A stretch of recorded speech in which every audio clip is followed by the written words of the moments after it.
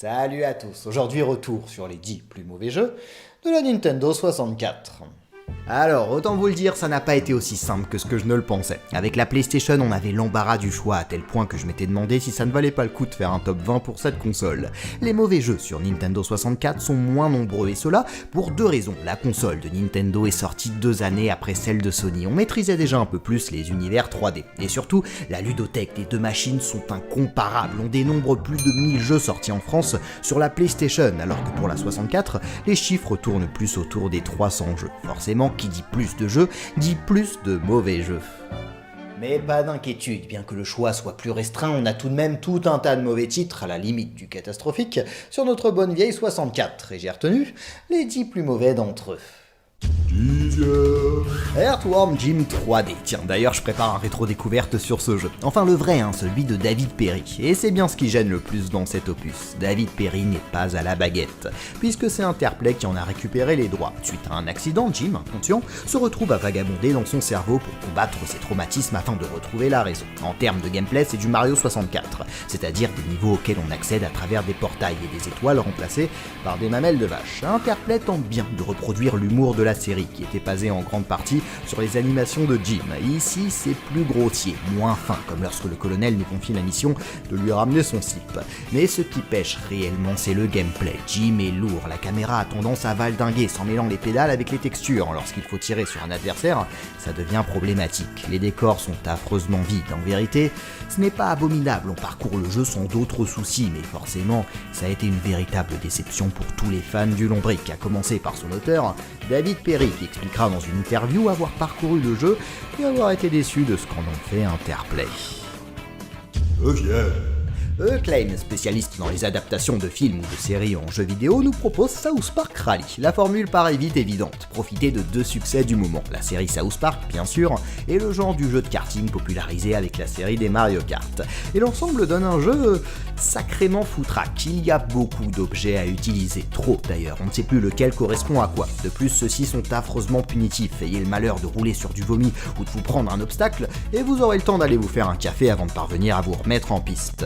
L'humour, composé de paix, de vomi, de ro, qui fonctionne si bien dans la véritable série puisqu'elle est soutenue par une intrigue et des personnages bien écrits, tombe ici totalement à plat et même tape rapidement sur les nerfs. Si vous hésitez entre Mario Kart 64 et South Park Rally, le choix est vite vu.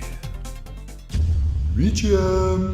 Cette fois-ci, c'était HQ qui adapte la série Power Rangers Sauvetage éclair en jeu vidéo. Le joueur du grenier en a d'ailleurs consacré un de ses épisodes. Alors effectivement, le jeu est étrange, les bruitages étonnants. Tout comme ce cri à la fin de chaque mission. Notre personnage ressemble plus à un robot désarticulé qu'à un être humain. Nos objectifs sont quelque peu déroutants. Nettoyer les rues, couper les arbres, éteindre des flammes.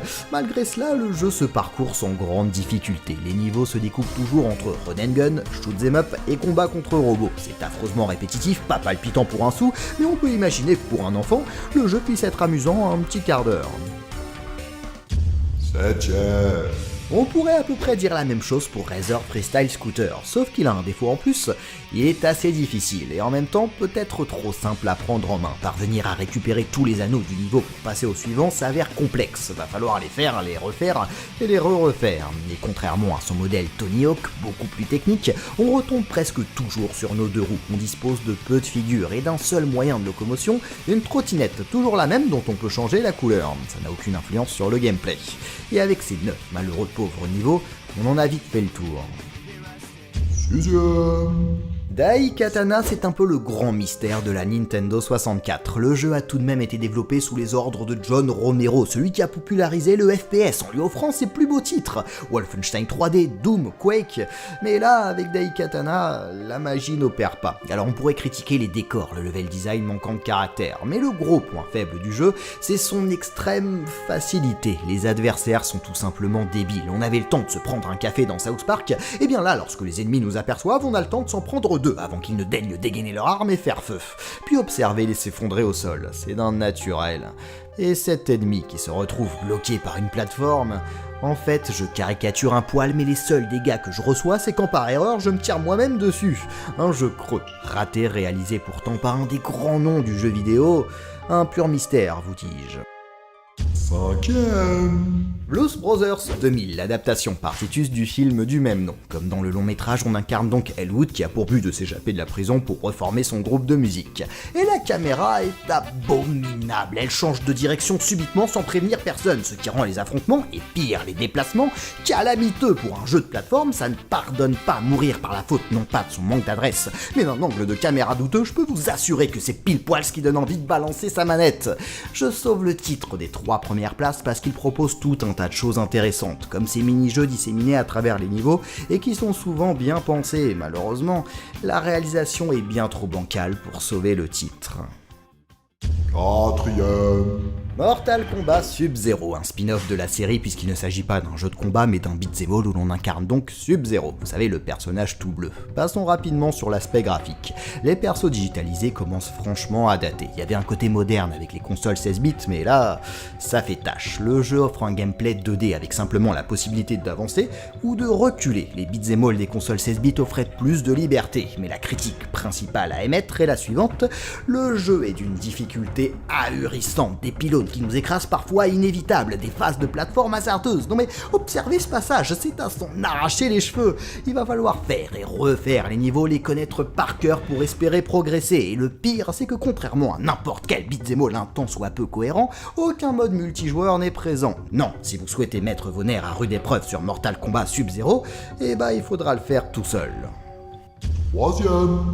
Dual Heroes, alors la 64 a vraiment pas été gâtée en jeu de combat, d'ailleurs j'aurais pu citer dans ce top tout un tas d'autres titres, mais j'en ai retenu qu'un, celui qui me semblait le plus lamentable, Dual Heroes. Alors je passe sur le fait que le jeu est lent, des mouvements spéciaux très compliqués à sortir, les décors représentés par de pauvres arènes vides, un intérêt de jeu qui frôle le zéro. Mais ce qui m'étonne le plus, c'est d'avoir des personnages en armure avec un côté bioman. L'un des plaisirs d'un jeu de combat, c'est d'incarner des personnages charismatiques qui se distinguent un minimum physiquement les uns des autres.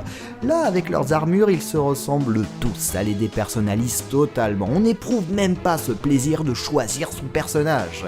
Vraiment, y a rien à conserver dans Dual Heroes.